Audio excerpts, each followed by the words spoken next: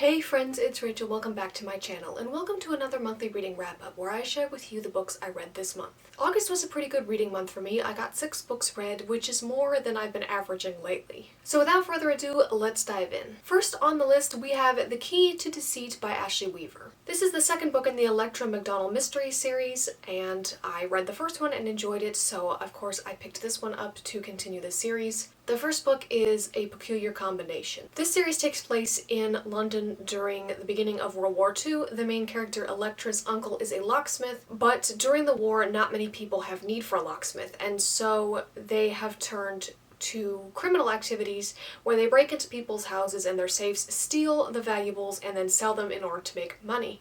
But all of that was put to an end when they were contacted by Major Ramsey, who works for the government, to aid in espionage, basically. Their lock-picking skills are needed, and even though her family may be involved in criminal activity, they are still very patriotic. They want to do their part for the war effort, and so they agree to help Major Ramsey. In this particular book, a young woman's body is found floating in the Thames, and she has a very particular bracelet that is locked on her wrist, and so Electra's skills are needed to unlock the bracelet, and that leads to a discovery of a spy ring that is operating in London. There is talk that the Germans may start bombing London soon in what came to be known as the Blitz, and so Major Ramsey is very eager to find this spy ring before they can pass on their intel to the Nazis. This is a series of cozy mysteries. I don't typically like cozy mysteries, but I liked Ashley Weaver's first series, the Amory Ames mysteries, very well, and so I decided to give these a try, and while I like Amory Ames better, I still enjoy this series very much. I didn't enjoy this book as much as I did the first one. To me, the mystery in this one just felt a little bit more flat, like there's not as much to the mystery itself. Instead, this book focuses more on its characters' personal lives. There's nothing wrong with that. You do have to weave the two together, but I just felt like this one wasn't as well developed, and the book is also slightly shorter, and I think that's also because the mystery felt a little bit flat. But overall, it was enjoyable enough, and it had a fast pace. Next up, we have A Single Thread by Tracy Chevalier. This book takes place in the 1930s and follows a main character named Violet, who is considered a surplus woman. And what this means is during World War I, many young men were killed, and naturally they didn't come back, which leaves a surplus of women who are never going to get married because there's not enough men to go around. And Violet is one of these surplus women because her fiancé was killed in the war. Basically, Violet is trying to find her place. She wants to get away from her overbearing, judgmental mother, so she moves away. She takes a job in another town, and there she becomes involved with a group of embroiderers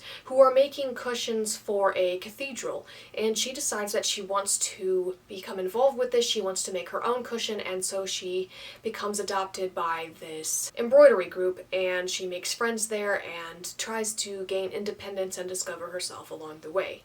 At least that's how this book was marketed.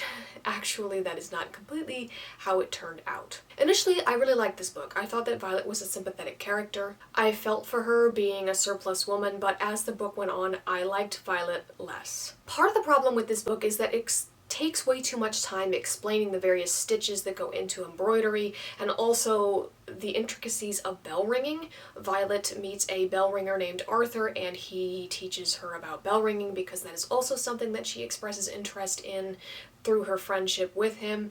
And basically, if you know next to nothing about either embroidery or bell ringing, you're not going to understand what they're talking about despite the level of depth that this book goes into, and you're not going to really care either.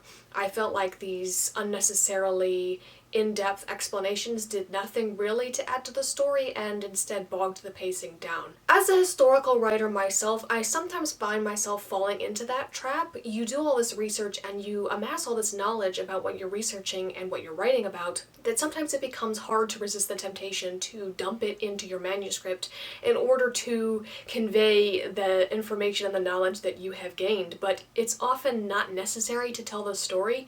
You want enough to let the reader know that you know what you're talking about, but also don't want to confuse the reader. And fortunately, the unnecessarily in-depth explanations bored me as a reader and confused me. Despite this book being marketed as being about Violet's involvement with the embroidery group, they really weren't in the story all that much. I was surprised by this, and instead the book focuses more on Violet's personal life. Violet is supposed to be gaining independence and confidence in herself. She's a bit of a feminist given the time period that this takes place in, and I thought that having found a place with the embroidery group, she was going to come to accept her spinsterhood.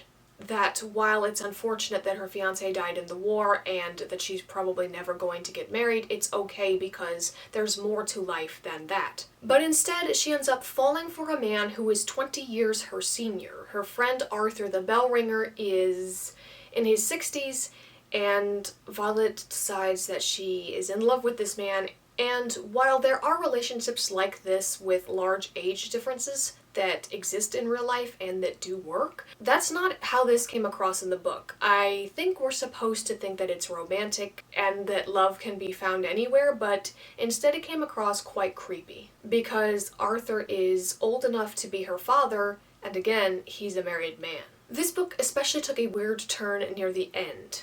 Not only does Arthur ultimately not stay with Violet because he is married and has a wife, but the two of them decide to do the nasty, as it were, in a field in the middle of nowhere at the end. They then agree never to see each other again and part ways, only for Violet to later become pregnant with his child, which of course gives her purpose. She was finding her purpose and her place away from her overbearing mother and her brother on her own through the friends that she was making at the embroidery group, but suddenly none of that was enough and she has to have a daughter with a married man who was old enough to be her father. I thought more emphasis in this book would be placed on the next approaching war because, as we all know, World War II is a thing. It happened, and it is beginning to show the first signs of what is to come.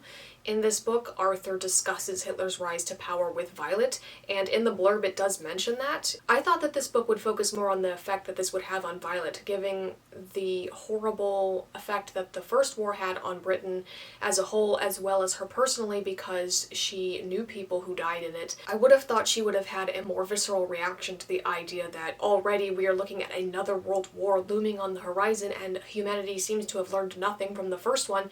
Instead, this was basically just glossed over. This book suffers from a boring pace as well. I didn't mind it at first because I did like Violet's character in the beginning when she was finding her place and her own identity, and unfortunately, as we know, that just didn't remain through the rest of the book. The only other thing I want to mention is that there was a creepy man who followed Violet several times throughout this book. She decides to go on a walking holiday on her own and he follows her, and I kept thinking that he was following her for a reason, that he recognized her somewhere somehow, but that is not the case. He's just some random creepy dude who I guess hates women, and he's following her for that reason and only that reason. I just expected more to be done with that as well, and it never was, and I think that basically sums up my entire experience with this book. Next we have Evil in Emerald by A.M. Stuart. This is the third book in this mystery series, which takes place in colonial Singapore in the early 1900s. The main character is named Harriet Gordon, and she becomes involved with various mysteries through her friendship with Karan, who is a detective in Singapore. In this particular mystery, the characters are involved in an amateur theater production group, and members of this production group end up murdered. I think this book did a really good job of intertwining the characters' personal lives with the mysteries. This has been a mystery series that I follow. I read each new book as it comes out, but it's not one that I particularly love. However, I do think that this is the best one in this series so far. I felt like the mystery series really came into its own. There was one subplot that I really enjoyed and another one that I didn't, but that's just how it goes. And it does make me wonder where the rest of the series is going. I can't really say why I think that way because that is a huge spoiler for the characters involved, but I did also correctly guess the killer. So this mystery series has a British flair and flavor to it because the British were in Singapore during this time, but it doesn't take place in the traditional London or somewhere else in Britain. So if you want a mystery that is historical that does not take place in one of the usual typical locations, this might be the series for you. Next up we have The German Wife by Kelly Rimmer, and I have a video on my channel in which I review this book in depth. So if you want to know what I thought of it, I will refer you over there. This book has dual timelines and two different points of views. One of the timelines is the 1930s and the other is in the 1950s. One of the characters whose points of views we get is named Sophie, and she lives in Berlin with her family in the 1930s during Hitler's rise to power. Her husband, Jürgen, is a scientist who was recruited to work on the Nazis' rocket program, which eventually gave birth to the V2 rocket. At first, this program was marketed as a space race type thing.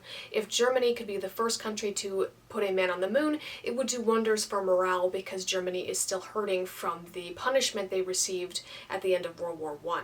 But it soon becomes clear that that is not what this rocket is going to be used for. It is going to be weaponized, because this is the Nazis that we're talking about. This book is based on the real-life events surrounding Project Paperclip, in which Nazi scientists were brought to the United States after the war to work on the US's rocket program. And these Nazi scientists were basically given a clean slate, at least as far as the official record goes, and they were instrumental in getting a man to the moon. I don't think it would have happened if we hadn't brought these Nazi scientists over here, but of course that leads to conflict. There are American citizens who don't want these perceived Nazis here. They view any German as Nazis regardless of how involved they may or may not have been with the Nazis during the war. The other character whose point of view we get is Lizzie. She grew up on a farm in Texas during the 1930s, during the Dust Bowl and the Depression. Eventually her family loses their farm and she ends up living in Huntsville, Alabama, where the US rocket program is taking place, and she has interactions with Sophie and Jürgen and the other Germans who lived there. As I said, there's a lot of tension and animosity between the two groups, and eventually that tension boils over, and the resulting act of violence leaves people wondering if it is an act of retribution or an act of justice. What I really loved about this book is everything. The characters are really well developed. The book is told in first-person point of view, which I usually don't like, but I don't have a problem with it if it's done well. And this book is done well. Even the characters whose points of views you don't get firsthand, you do understand where they're coming from. And even if they're not likable, they're definitely sympathetic. Going into this book, I thought that it would be much more black and white. I didn't expect to sympathize with Sophie and Jürgen as much as I did, because I just had the attitude that you had to have known what was going on and you should have taken a stand and said something. But when they are actually faced with these decisions, as many people in real life probably were, they had their children to think of as well, and it asks really hard questions. What is the right thing to do? Is there a right thing to do? What would you do if your family's future and lives were at stake here? And I think that we would all like to think that we would make the right decision, but we ultimately don't know until we're put in that position. And I just hope that in the future we are not asked to be put in that position again. But I don't know that. I think this was a very unique time in the world, and it was very dark, and there was just nothing else like it, I don't think. And I do understand now why so much World War II fiction is written and published every year, and I will definitely be taking a deeper look into it. This book just scratches the surface because it mostly focuses on the Project Paperclip side of things. World War II in general is a huge topic to cover, but I definitely learned something that I had no idea of previously, and it was just phenomenal. The moral questions that this book asks, I love that kind of thing, and the characters were very sympathetic, and I just recommend this book to everyone. Next up is a book by a fellow author-tuber, Teaching the Teacher's Pet by Sarah Sutton.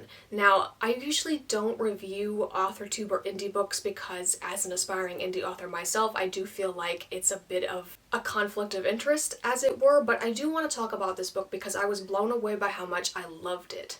I do not read romance. I don't really like romance, but I decided to give this book a try because the plot/trope that this book focuses on interested me. The main character in this book is named Maisie Matthews, and she is a very smart teenager. She is a math genius, basically, which that was not me in high school. I suck at math, so I am kind of confused by math in general, but I do think that Sarah Sutton did a good job in this book of making Maisie seem very smart in math, even though I think she herself said that she didn't really like math either. But anyway, Maisie is asked to tutor Connor, who is the star football player, because he is failing math and he won't be able to graduate if he does continue to fail math, and the school naturally wants him to be able to stay on the football team so that he can lead them to the championships. And in return for helping, Maisie will be able to receive the valedictorian award that she has been striving for her whole life. So what drew me to this book was the geek slash nerd and the popular jock character. I think that I was the nerd geek student in high school, and so I related to Maisie a lot.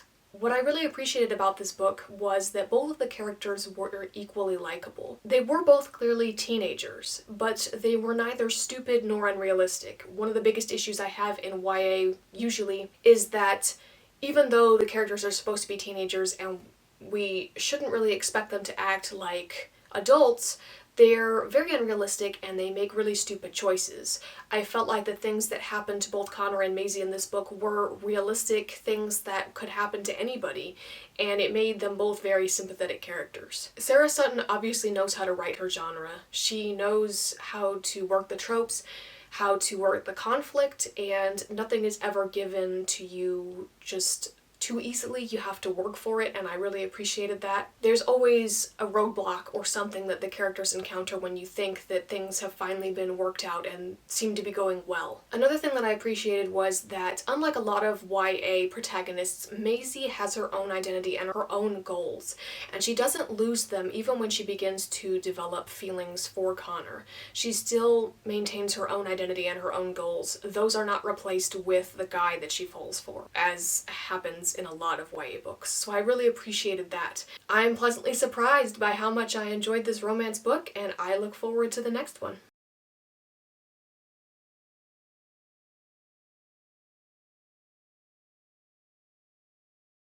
And last but not least, we have The Drowned Woods by Emily Lloyd-Jones, which is probably going to be my biggest disappointment for the entire year. When I heard that Emily Lloyd-Jones was writing another Welsh-inspired YA fantasy book, I became very excited. I loved her book The Bone Houses, which was also inspired by Welsh mythology. It surrounded the myth of the Cauldron of Rebirth, which, if you are at all familiar with the Disney movie The Black Cauldron, you will have some idea of what that's about. Unfortunately, where The Bone Houses succeeded, this did not. Everything that was good about The Bone Houses I thought fell flat in this book. And I know you can't really compare the two, but when it comes to this book, that's kind of inevitable because they're literally connected. This book comes before The Bone Houses, and the epilogue explains how the two are connected. So this book focuses on a Welsh myth of a drowned kingdom, hence the name, and the myth has a young woman at the center of this drowning of the kingdom. She is to blame for it. In this book, Myr is the last living water diviner. She can control water with magic.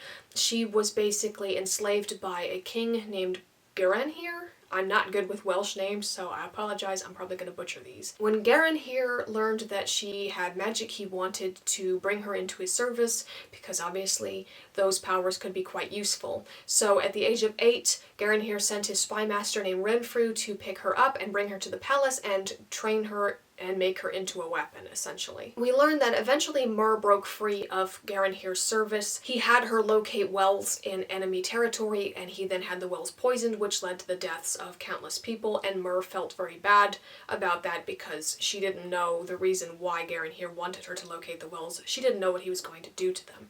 So she leaves his service, and she's been on the run ever since. She's working in a tavern when Renfrew finds her, and at first she thinks he's there to bring her back, but then she realizes that Renfrew has also left Garanhir's service, and he wants to bring the prince down. He tells Myr that the castle and the kingdom as a whole are guarded by a magical well.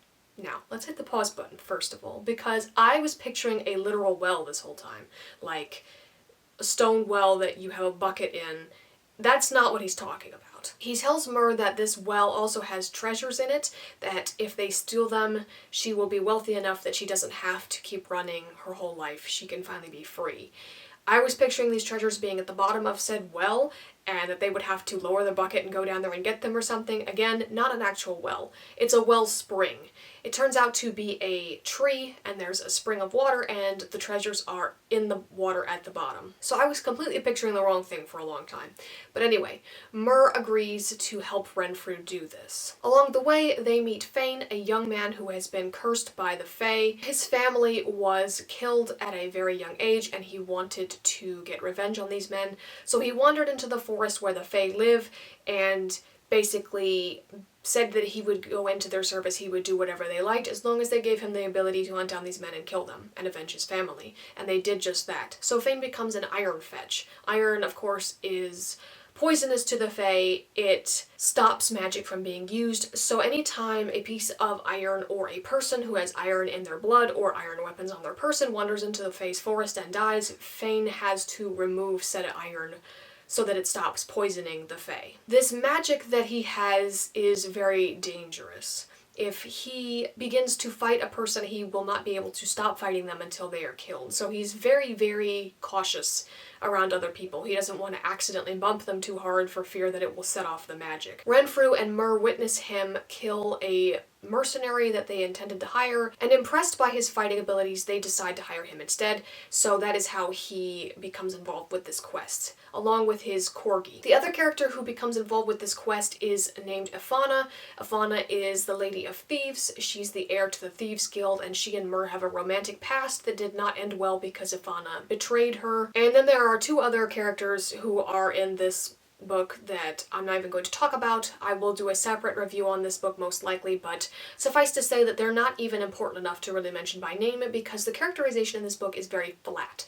That is first and foremost its biggest problem. Unfortunately, I was very disappointed because this book had a very strong start at the beginning. The prologue was so good, and then it just went downhill from there, namely because the characters are so flat. They're very typical YA fantasy characters that you've seen 100 times before, that you're going to see 100 times again. There's nothing special about them. They're just bland.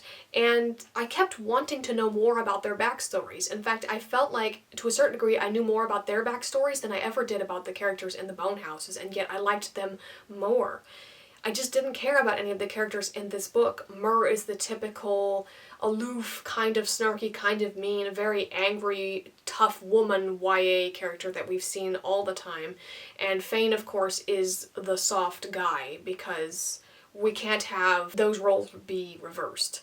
We have to have this tough woman type. Never mind the fact that people are getting tired of this character, because that is not really what they want when they say strong female character, but I digress. Part of what made this worse was that instead of being irritated by Mur's antics, everybody around her seems to find her endlessly amusing. I wanted at least once for somebody to snap at her and get irritated, because that's my reaction. I don't like her, I don't think she's cute, I don't think she's amusing, I find her very irritating.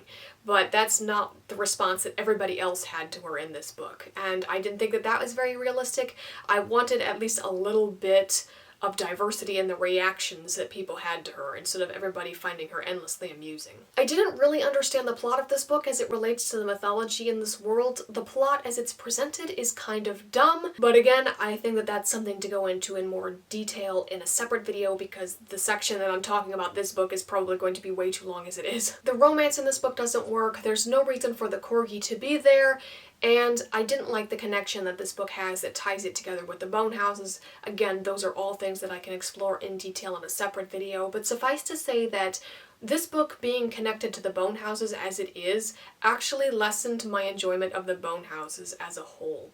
And that makes me very upset, because I did very much enjoy that book, but this book just felt so flat, and I kind of wish that it wasn't connected to the Bone Houses at all. All in all, I felt like this book wasn't that well written. It failed in a lot of different places. The pacing was a bit slow, the characters were flat, the plot didn't make a lot of sense to me. The world building was okay. I would have liked a little bit more, but with the amount of pages and the time that frame that we are given. I think it did okay with the world building.